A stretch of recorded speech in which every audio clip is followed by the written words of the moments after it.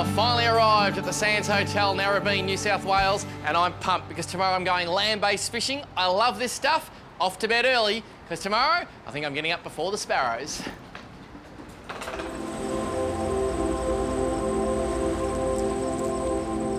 Well, I'm certain you can tell from my magnificent attire that today I'm going rock fishing, up nice and early and about to hook up with a couple of local gurus, Alex Bellissimo and his good friend Chris Neshi. They're going to show me a trick or two about fishing off the rocks in Narrabeen, New South Wales. Come along for the journey.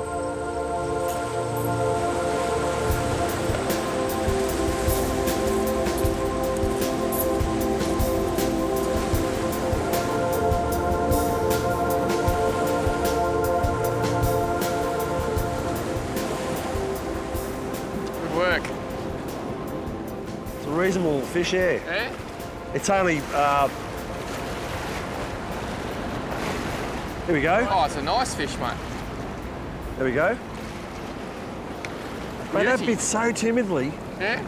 I barely even felt the bite. I started winding up and then it took off.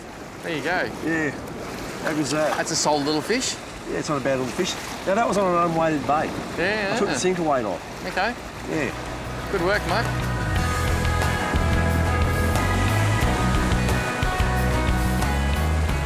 Here he is, there he's back, Got him. Small fish, I reckon. Oh no, he's all right. Hey, Done good well, work. mate. Bit of prawn. Bit of prawn. Yeah, I just thought I'd try something different. Yeah, it's And great. Literally the tiniest piece of prawn, the size of your thumbnail. And it was out there for not very long at all. Oh, look at that. How good is that? That is beautiful. Yeah. That is our little bream. Yellowfin bream. Yellowfin bream on a bit of prawn. And as I said just a few minutes ago, the great thing about this is anyone can do it. And bream are found in every state of Australia. They're a fantastic fish to target because they like being near structure. Rocks, beaches, piers. Beautiful fish. I'm sure they get a little bit bigger too, so I'm gonna get my prawn back in the water. Here you go, mate.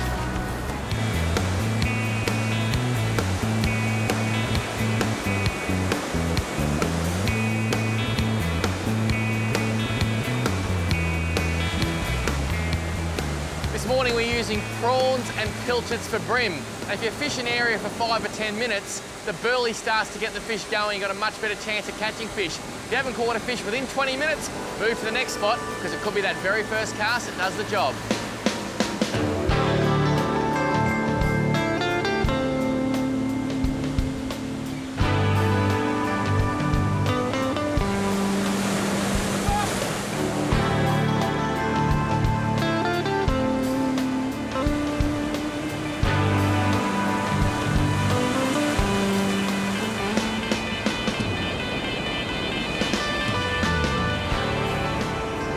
We caught a few bream at the first location, but we were losing water very quickly. So Alex has suggested we come around the other side of the point. It's a bit flatter. We'll have water here for longer, and he says some of the bream here are absolute stonkers.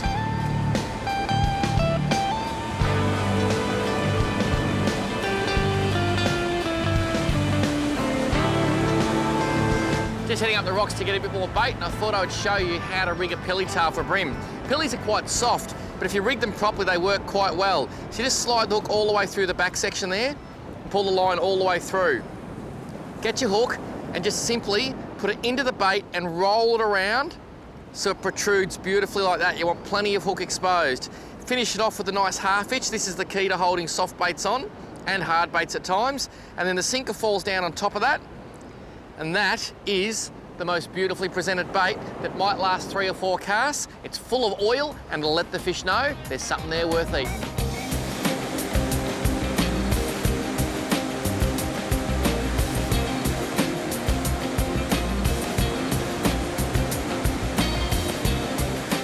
Nice fish, mate. Yeah, that bream just took that pilly tail just in the whitewater on the edge there, just as we suspected. Yeah. So really just trying to wash this fish up now. Nice fish, mate. Here we go. Biggest one in the morning. See that lovely silver flash there in the morning sun? Beautiful, isn't it?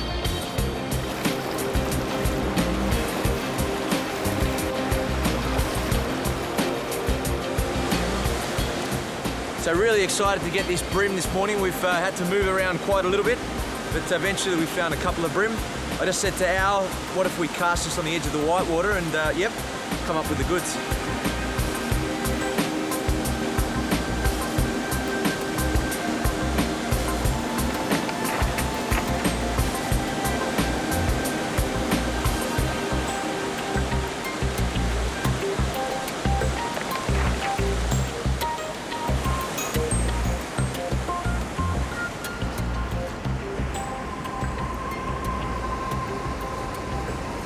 Here we go, it's back out again. It's not a bream, but not a bream. Actually, I'm completely wrong. It is a bream. There you go. It's a good bream too.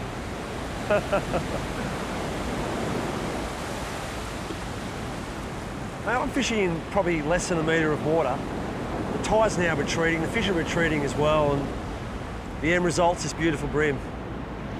The reason why I thought it wasn't a bream, it had a big chunk of weed around it, the weed fell off, and then I could feel the tail beat of the fish. So it actually muffled the tail beat. I actually thought it was a dog shark.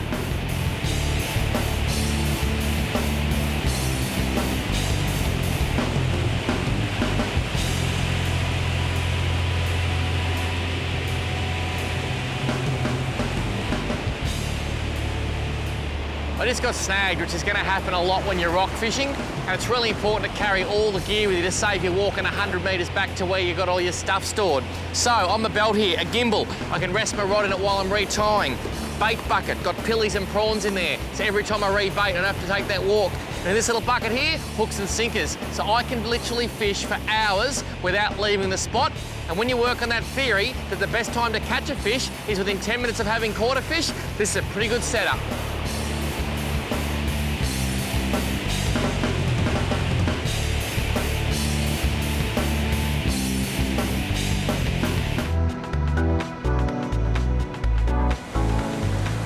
Isn't it amazing, mate? The further we push out, the more fish we get. Yeah, absolutely, Paul. We've been chasing the water all morning. We seem to be losing a lot of water this morning, but yep, we're getting the fish. And when Chris says losing a lot of water, this tide is rapidly disappearing. Moving off high and down to low. It's called the ebb as opposed to the flood. It's a nice bream, mate. Yep, just going to try and wash them up now. What was that on? Getting the white water, just on a nice head of pilchard. I tell you what, that could nearly be the fish of the day, mate. That was on the pilly head. On a pilly head there, mate. Good work. And when it comes to filming rock fishing, I reckon it's just about as hard as it gets because we just can't get the crew in the water. But it's worth bringing these beautiful fish to the cameras. You can have a good look at them. I assume it's a yellowfin bream? Yeah, I guess it is. Good work, mate. Now that's going to be a very solid fish, isn't it? Absolutely, Paul. Really happy with that one. Mate, I might just grab him because he literally is just hanging on by the skin of his teeth. Now, I see you up and there he goes by the skin of his teeth. That's all right. Nice release, Paul. You went to 2 sinkers. What's the deal there? Yeah, just obviously increasing the weight incrementally. Al's always giving me a bit of a tip, so at times you can just put a second weight on and yeah, it's the same as one. So I'm using 1 sinker. He's catching fish and I'm not. I think that's a handy tip, mate. You go back to fishing, I'll go back to the tackle box. I'm led to believe this could be a good plan.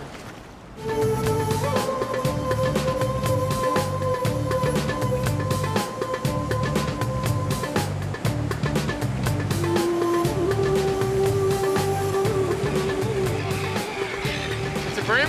Yeah, first cast, just with a little bit of prawn. Good work. And isn't this a rocky little situation? Oh, absolutely. Oh, he's a nice Oh, it's fish. a good fish, isn't it? Just trying to negotiate there at the moment. I think we're getting through. What was it on? A little bit of prawn there, Paul. Prawn, beautiful, good work. That's a really nice fish, mate. Yeah, nice fish. Well, we'll try and use this next wave to wash him up. Here we go. Oh, that's a good fish, mate. Lift him up. That is gold. Wow, well done. Just goes to show a bit of a move. Straight away a fish. Mate, go and take your fish to the camera. We'll keep fishing. How's that sound? High five, Paul. Good work. Good work.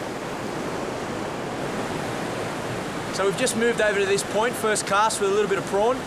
Al just recommended to cast a little bit into that corner there into the white water, and literally within seconds, bang, nice bream. Well, the perfect outfit for rock fishing for these smaller species like bream is this Shimano T-Curve Revolution 10'6" two-piece spin rod. Ultralight tip, fast taper, you can cast an unweighted bait a long way and still stop some pretty big fish. The real one of my favourites in the Shimano stable, the Shimano X-Age 4000 FD. Great long cast spool, super smooth, and I've spooled it with 10-pound fins braid. It's doing the job just superbly.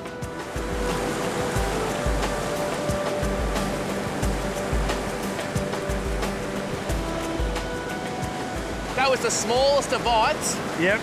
Looks like it might be a pig. Oh, there's some power there. I'll burley it up for you, mate. Oh, thanks What very do you much. reckon, eh? You're a team player. There you that go. was cast right out in that white water. Oh, look, the burley's working. Yeah, the bill. What have we got Bringing it there? in. I'd say there's a good chance it's a pig. Yeah, Yeah, it's it is a a little pig. That's a nice fish too. Yeah, yeah. Not a bad little fish. That's beautiful. Black drummer. Sensational fish. You often find them around these rocky ledges where you get lots of white water. A few breadcrumbs for burley. Bit of prawn for bait. I'll bring him over and show you this fish. They are called pigs because they are absolute pigs. They go hard and they taste sensational. Oh, Alex is on again. Got another little pig there, mate. Good work, mate. Geez, they pull hard, don't they? They pull very hard. I'll just get mine in the water. You know what that is, mate? That is a pigeon pair of pigs. Well done, Al. Look at that, they're almost brothers from different mothers. They are. That is awesome. This place, dare I say it, it rocks. What have we got here? Fish? Little pig. Oh, it's a Oh, bluefish. It's a bluefish. Yeah. Rick, Oh, yeah. bring him in. Oh. This is unbelievable. I hope you get him, mate. These things are rare as rocking horse poo. There's not much pressure on here, Al. No, not at all, If you can mate. hold that for me. Oh, how many of these you see in your time? Not very many. The only time I've ever seen him is at Lord Howe Island. Mate, if you swing him up, I'll dive on him. It's a bluefish. It's got to be a member of the blackfish family, doesn't it? I think it is, mate. Mate, if you want to swing him up. Hang on. Just want to play him out first, mate. Wowee, these Geez, they things, pull hard, don't they? They pull hard. You just don't ever see them. This is the first one I've ever seen in mainland Australia. How's the colour on him, Al? Alex Bellissimo, you are my hero. That is a bluefish. Unbelievable. As I said, Lord Howe Island, they're prolific and there's a lot of them. But on mainland Australia, this is absolute gold.